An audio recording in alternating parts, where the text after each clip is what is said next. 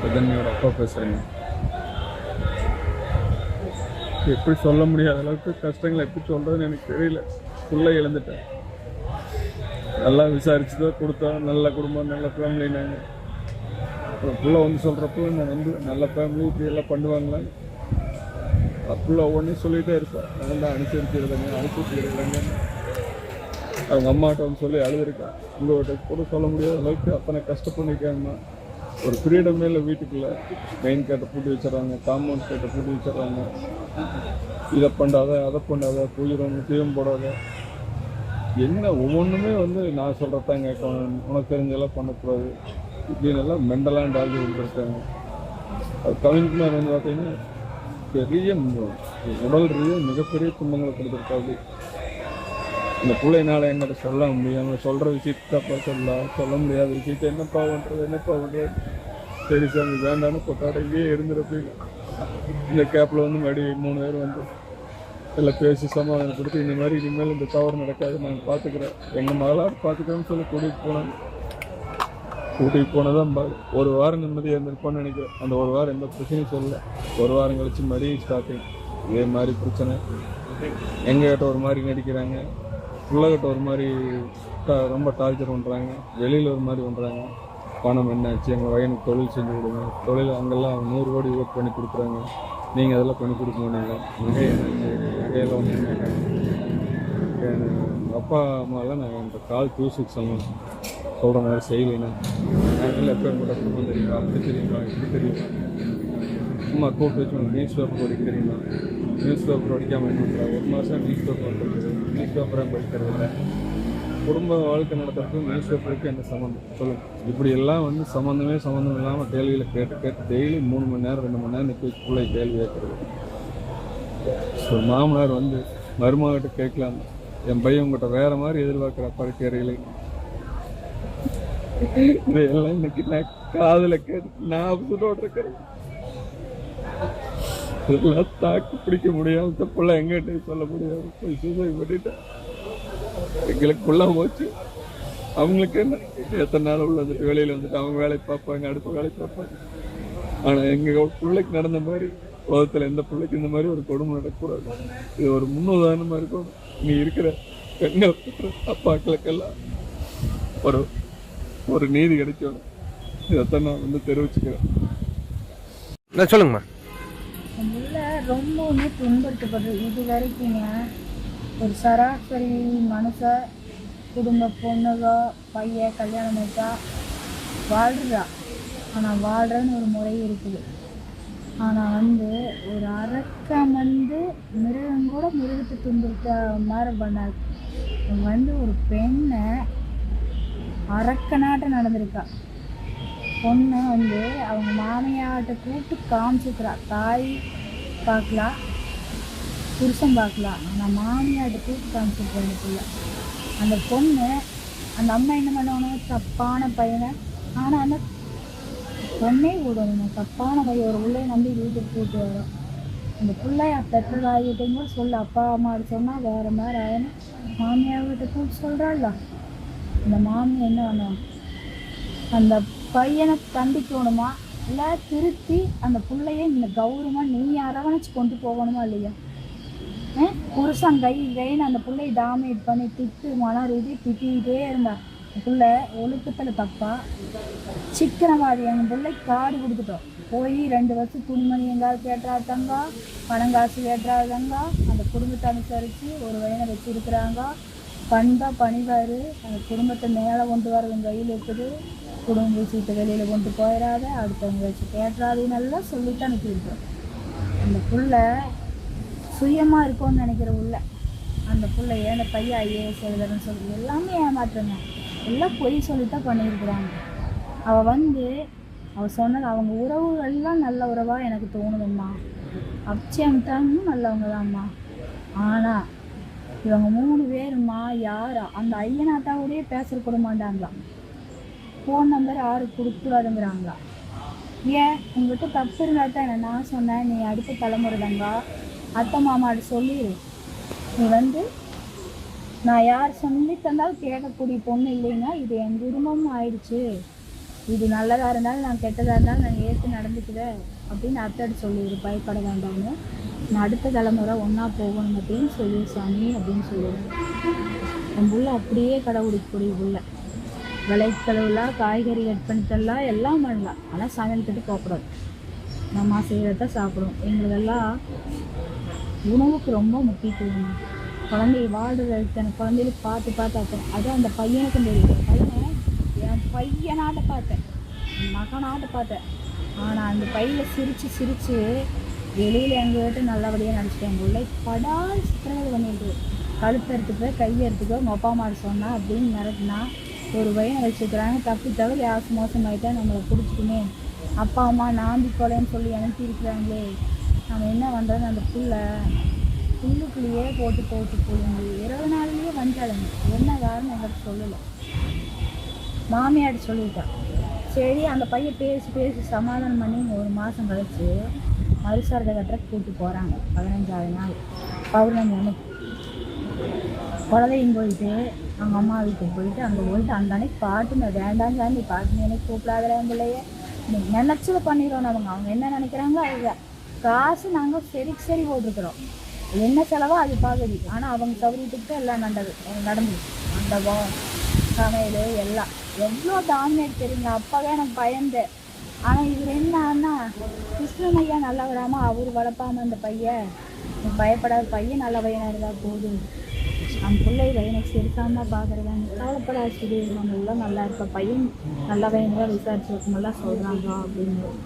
நானும் அந்த நம்பிக்கை அந்த பையனை வந்து தட்டிட்டு வந்தது நான் நம்பிட்டேன். கேஸ்லாம் இருக்குது நம்மளோட ஃப்ரெண்ட்லி பழகி நம்மளும் அந்த பையனுக்கு பேஸ் கொடுக்கணும். நம்ம வீடுன்னு உணரும், அதே உணர்வு அந்த பிள்ளைக்கு அங்கே கொடுக்கணுமா இல்லையா? அந்த பிள்ளைய 2.5 லட்ச ரூபா ஒரு சாமி வர மாட்டிக்கிறாங்களாமா. அந்த பிள்ளை எங்கள் வீட்டில் அணையாதையாவே எப்பவுமே இருந்துட்டு இருக்குது. தீபம் போடக்கூடாதாமா, ஊதுபத்தி காமிக்கிறாங்க, சாம்பிராணி காமிக்கிறாங்க, இப்படிமா சாமி வாசம் செய்யும். இந்த ஆளுக்கு எப்பவுமே பெட்ரூமில் இருந்துட்டு பயங்கர காய்ச்சிடாம கையை காலை கட்டி போட்டு என்னென்னமோ பண்ணியிருக்கிறான். வேற மிருகமாக நடந்திருக்கிறார். அது சொல்லக்கூடாது. நம்ம பிள்ளைக்கு 1க்கும் வர முடியாமல் 2க்கும் வர முடியாமல் கஷ்டஞ்சலியாக இருந்துச்சு.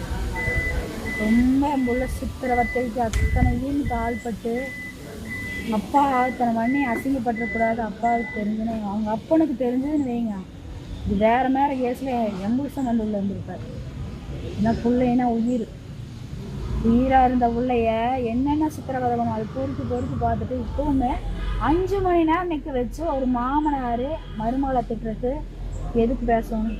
அவன் ஆள் கூட்டு போய் கம்பல் பண்ணி ஒரு துணி எடுத்துட்டானா, இவன் வேண்டான்னு சொல்லியிருக்கா. அதுக்கு அவன் எடுத்தா உனக்கு வா எங்கே போச்சு, நீ ஆடம்பரத்துக்கு ஆசைப்படுறியா, காசு வேணுமானா எங்களை காசுக்காக வந்தா உங்கள் சொத்து பத்து பார்த்து கட்டல சாமி, நல்லா குடும்பம்னு சொன்னாங்க. எவ்வளோ எங்கே இருக்குன்னு நாங்கள் விசாரிக்கல தாங்க. ஆனால் எங்கள் சொத்து என்ன ஏதுங்கிறது இப்போ என் கேட்டால் கையெழுத்து போட்டு தருவியா, அப்பா கேட்டால் போட்டு தருவியான்னு கேட்கறது. அவன் 100 கோடி ரூபா போட்டு பிஸ்னஸ் வச்சு கொடுத்துருக்குறேன் அப்படிங்கிற இந்த பையன் வந்து கேட்கு. நாங்கள் அதை யதார்த்தமாக நினச்சிட்டேன். பிஸ்னஸ் வச்சுட்டா நாங்கள் மாமா எனக்கு எது வேணும் அப்படின்னு கேட்டங்காட்டி அதையுமே நாங்கள் யோசிச்சுட்டு இருந்தோம். சரி கட்டி கொடுத்தாச்சு, அது நம்ம வீட்டு பையன் ஆகிடுது. பிஸ்னஸ் வச்சு தரல ஒரு என் பிள்ளைய ஒரு 6 மாதத்துக்கு சந்தோஷம் எங்கேயுமே ஊட்டு போகலப்பா. அந்த பிள்ளைய கல்யாணம் வச்சு நான் எத்தனை ஆசை கனவெல்லாம் இருக்குது அந்த பிள்ளைக்கு.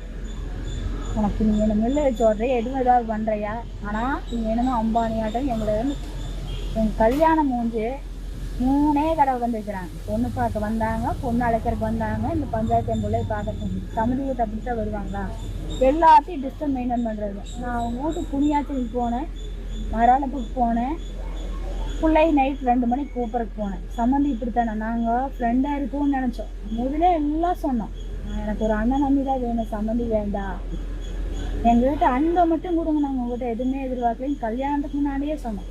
எங்களை டாமினேட் பண்ணால் பிடிக்காது, என்ன வேணுமோ என் பிள்ளைக்கு நாங்கள் தாராளமாக பண்ணுவோம், எடுத்தோடனே கொடுத்துட முடியுமா சாமி. இவங்க மேலே என் பிள்ளைக்கு நம்பிக்கை இல்லை. கொஞ்ச நாளெல்லாம் அப்பப்போ போயிட்டு இருந்தான். அந்த பையன் திருப்பி பார்க்கறதாம இது கேடியமாக அவங்க அம்மா சொரை பார்க்குறதாம. இதெல்லாம் என்னப்பா, நாங்கள்லாம் பொய் பேசி போடுற ஆளுகளை சொன்னால் இவ்வளோன்னு இவ்வளோதான். இந்த இப்போவுமே நான் எதுக்காக இந்த இவங்களை சிக்க வைக்கணுங்கிறக்காக பொய் வரட்டு இல்லை. என் புள்ள அவ்வளோ அணப்பட்டுருக்குற உடம்பெல்லாம் அத்தனை புண்ணு. அந்த பையன் வராத உன்னை பார்த்த ப்ரெஷர் ஏறுது என் பிள்ளைக்கு கொஞ்சம் ரிலாக்ஸாக கொடுப்பா அப்படின்னா அவன் கேட்கவே மாட்டான். நினச்சா வந்துடுவான். அவங்க நினச்சது பண்ணிடுவோம். அந்த பிள்ளை என்ன நினைக்கிறான், அந்த ஆள் வந்து என்னங்கிறான், இப்போ நாங்கள் கால் 26 ஆகுமாம்மா. பையன் தானேன்றதப்பெல்லாம் பையன் வேலை செய்யன்னு கேட்கக்கூடாதாம்மா. எனக்கு இது வாங்கிட்டாங்க அது வாங்கிட்டாங்க நீங்கள் அப்படி இதுன்னு சொல்கிறத கேட்கக்கூடாதாம்மா. என் பையன்கிட்ட நீ எதிர்பார்க்கக்கூடாதுன்னா அது கொண்டாட்டி எது கட்டி வச்ச நீ பையனுக்கு இருக்கிறத நல்ல தாய் தந்தை கழகு. பையன் சும்மா இருந்தானா வெளியில் போயிட்டு வான்னு சொல்லி வளர்த்தோம். பையனை ஒரு பெட்ரூம்லேயே வச்சா அவன் மிருகமாக வாங்கி நிற்கிற. ஒருவேளை இவனே சொல்கிறானேன்னு எனக்கு பிள்ளைகிட்ட வந்து என் பையன் வேற மாதிரி எங்கிட்ட எதிர்பார்க்குறான்னு சொன்னான். ஒரு மாமனார் கேட்குற கேள்வி அது சொல்லு தம்பி. எனக்கு புரியலாத்தாங்க. என் பிள்ளைய நானே கண் நிறைஞ்சு கொண்டு போய் நல்லவன் நம்பி கொண்டு போய் 3 மாதத்துல காவு கொடுத்துட்டேன். பிள்ளைக்கு ஒரு சாவரனே அவங்ககிட்ட ஒரு இன்ட்ரெஸ்ட் கொடுக்கவே இல்லைம்மா. அம்மா நான் அவங்ககிட்ட டைவர்ஸ்க்கு அப்ளை பண்ணுறேன் கேட்குறேன், கொடுக்க மாட்டேன்னா நீ இது எல்லாம் சொல்லிடுவேன் போட அப்படின்னா கண்டிப்பாக கையெழுத்து போட்டுருவேன். நான் அவங்ககிட்ட விடுதலை வாங்கிட்டு வந்துடணும்மா, நான் நிம்மதியாக இருக்கிறேன் அப்படின்னா. தங்க நான் இது தெரியாதனமா என்னன்ட்டேன்னா என் பிள்ளை ஒன்றும் தெரியும். தங்க இவன் பிடிக்கல நான் 1 வருஷம் கழிச்சு ஏதாவது பார்த்து பண்ணானு கேட்குறா. நான் என்ன நாயாம்மா, நாய்தாம்மா இது இல்லைன்னா இதுன்னு போவேன். வயிற்றுல பிறந்துட்டு இன்னொருத்தனை கட்ட போகணும். நீ வந்த நல்லவனா கெட்டவனா என் வாழ்க்கையில் நீ எந்த ஆம்பளையும் இல்லை.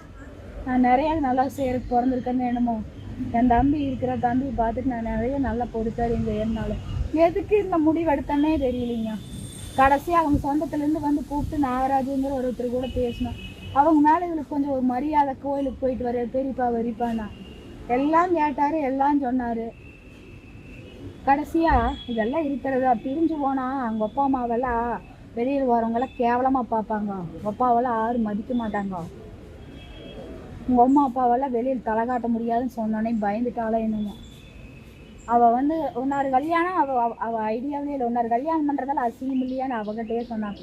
அந்த பிள்ளை அதெல்லாம் புழுங்கிடுச்சு. நான் அவர் நல்ல நோக்கத்தில் சொல்லியிருப்பாரு, அதைத்தான் நான் அப்படி நினச்சிட்டேன். பிள்ளை சேர்ந்து வாழ்ட்டுன்னு நினச்சி சொல்லியிருப்பாருன்னு அப்படி நினச்சிட்டேன். அந்த வார்த்தையை அவள் எப்படி எடுத்துக்கிட்டாலுன்னு எனக்கு புரியல. ஆனால் அவள் அந்த பையன் தான் கோயிலுக்கே வரலையே. கல்யாணம் முடிஞ்சு 1 வாரத்துலையே திருச்சிக்கிட்ட நாங்கள் பெருமா கோயிலுக்கு போயிட்டு வரோம், அவங்களுக்கு வேண்டுதலுக்கு மாப்பிள்ளை போயிட்டு வரலாங்காட்டி திருப்பதியுமே முருகர் கோயிலுக்கு தான் வருவேன். என்னை அனாவசியமாக கோயிலுக்கெல்லாம் கூப்பிடாதீங்கிட்டாங்க. கல்யாணம் முடிஞ்சு ஒரே வாரத்தில் பிள்ளைய தனியாக கோயிலுக்கு கூப்பிட்டு போகிறேன்ப்பா. அந்த பையன் எங்கேயுமே கூப்பிட்டு போகிறதில்ல. இவங்களும் அதை பற்றி எல்லாம் கண்டுக்கிறது இல்லை. தப்பே அவள் எப்படியோ போயிட்டு போகிறான்னு விட்றாங்க. அவங்களுக்கு தேவை என்னன்னு தெரியல. ஒரு பழம் கொடுத்து விட்டா தூக்கி டெஸ்ட் பண்ணி வர்றாங்களாமா, யாரும் தூக்கி கொடுத்துட்றாங்களாமா. அப்புறம் கிஃப்ட் எல்லாம் வந்ததுப்பா. கிஃப்ட் என்னங்கிறாங்க, அது என்ன லோ குவாலிட்டியே கொடுத்துருக்குறாங்க. வெள்ளி பாத்திரமெல்லாம் போச்சு அதை சொல்றது.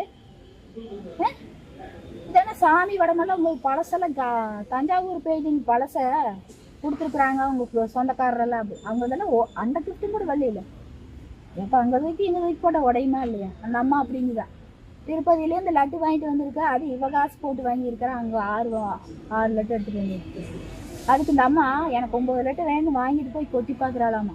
அப்போ இப்போ அவங்க அப்பனுமானும் அது தப்புன்னு தெரிஞ்சு அவங்க அம்மாவை பேசுனாங்களாம். அந்த ஆளே காப்பி மருமகளுக்கு என்னைக்கோ ஒரு நாள் நல்லா ஊற்றி வருமா. வரும்போது பால் குடிச்சு உடம்ப தேத்திக்கு அப்படின்னானா. சரி மாமா சொல்லியிருக்கிறாரேன்ட்டு போய் பாலை காப்பி போட்டு குடிச்சோடனே சரி பால் ஊற்றி குடிச்சிருக்கிறா. இப்படி இந்த அம்மா வந்து நான் காப்பி போட்டு குடிக்கலான் இருந்தேன், நீ குடிச்சிட்டியா அப்படின்னா அத்தை நான் போய் பால் வாங்கிட்டு வர அப்படின்னா. இல்லை மாமனையும் வாங்கிட்டு வர சொல்லான் இருக்கேன். விரதம் இருக்கிறான்னு தெரியுமில்ல, நீ முட்டை வறுத்துன்னு இருக்கிறே இல்லை. நீ எனக்கு ஒரு உள்ள வரந்தே நீ இப்படித்தான் இருக்கியோ இல்லை உன் பையன் விட்டுருவியா. அந்த பையன் சரியான சூடையாமா, படுத்து தூங்கிட்டே இருப்பானாமா. அவங்க அம்மா அப்பாட்ட செல்லெல்லாம் எடுத்துட்டு எதாவது பண்ணுவானாமா. இதுகளுக்கும் தெரியாதா. அவங்க அம்மா அப்பாவிட்ட ஒரு முகத்தை காமிச்சிருக்கிறா, கொண்டாட்டிகிட்ட ஒரு முகத்தை காமிச்சிருக்கிறா, எங்ககிட்ட ஒரு முகத்தை காமிச்சிக்கிறா, உறவுகிட்ட ஒரு முகம். இவங்களும் மதிய தானாமா. வீட்டுக்குள்ள இருந்தால் ஒரு மாதிரியா, சொந்த வந்து முன்னாடி இவன் மேலே அக்கறை பாச மாட்டோம். எனக்கு இவங்களை சர்ச் பண்ணவே முடியலம்மா. சொந்த தாத்தா பாட்டியால் போய் ஆசீர்வாதமாக போகலான்னா அதெல்லாம் பழக்கப்படுத்த முடியாது, அதெல்லாம் வரக்கூடாது, அவங்கெல்லாம் ஆகாது அப்படின்னா. எங்கள் குடும்பத்தில் எங்கள் ஆத்தாவுக்கு ஐயாவும் இல்லை, எங்கள் அம்மத்தாவுக்கு அப்பச்சியும் இல்லை. இங்கே தான் 2 பேர் இருக்கிறாங்க. ஆசீர்வாதம் வாங்குற நல்லதுன்னா அது கூட மாட்டேங்கிறாங்களா.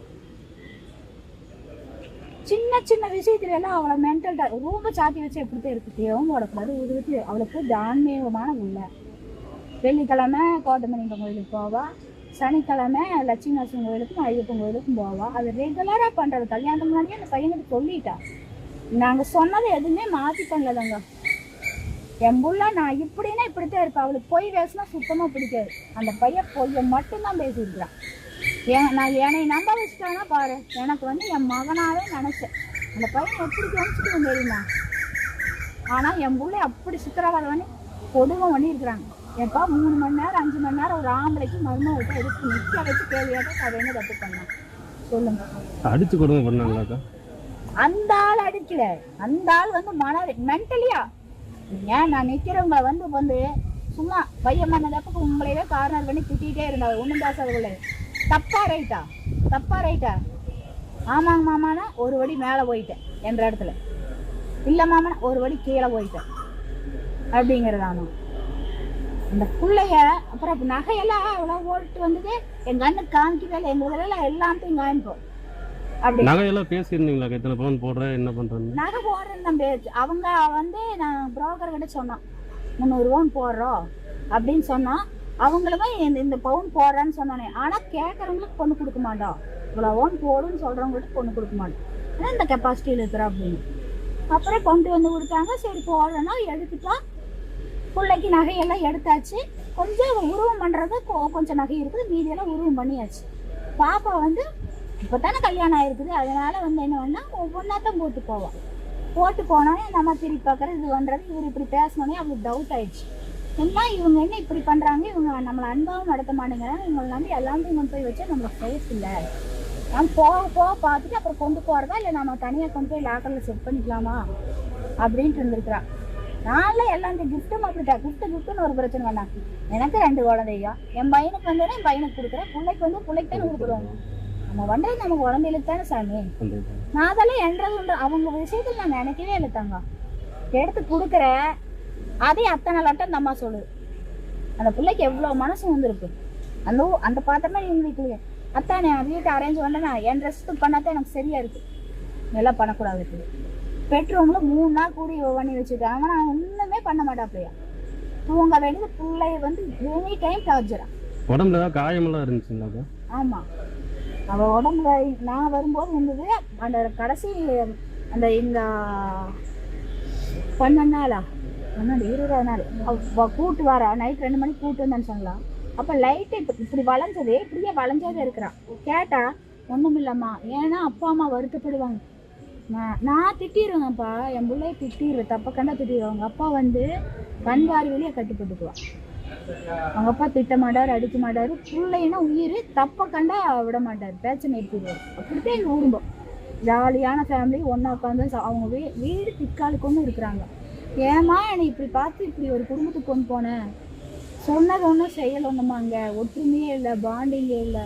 அவங்க மாமனார் கல்யாண நாளுக்கு மத்தியானம் தான் அந்த பையன் சொல்லுது. இவங்க கல்யாணம் போட்டாவிலேருந்து அவங்க மாமியாரை தனியாக எடுத்து வீட்டுக்காரருக்கே தெரியாமல் சர்ப்ரைஸாக பண்ணுவோன்ட்டு அந்த பிள்ளை கேக்கு எல்லாம் வாங்கிட்டு அங்கே போனால் நாங்களாம் கொஞ்சம் பார்த்து கூட்டு பெரிய இடத்துக்கெல்லாம் போக மாட்டோம். ஒன்றா வீட்டில் செய்வோம். இன்னும் சின்ன ரெஸ்டாரண்ட் கூப்பிட்டு போய் அவங்களுக்கு சந்தோஷப்படுத்துவோம். அந்த நினைப்பில் சரி நாம சம்மந்தியில் கூப்பிட்டு போய் இது பண்ணலாம் அப்படின்ட்டு பாண்டிங் யாருக்கு முயற்சி பண்ணுவோம். ஆனால் எங்களுக்கு அதுல எல்லாம் இன்ட்ரெஸ்ட் இல்லை. நாங்கள் சாப்பிட்டு வந்தோம் அப்படின்னாங்க. அங்கே அந்த வீட்டுக்கு நமக்கு போகணுமா?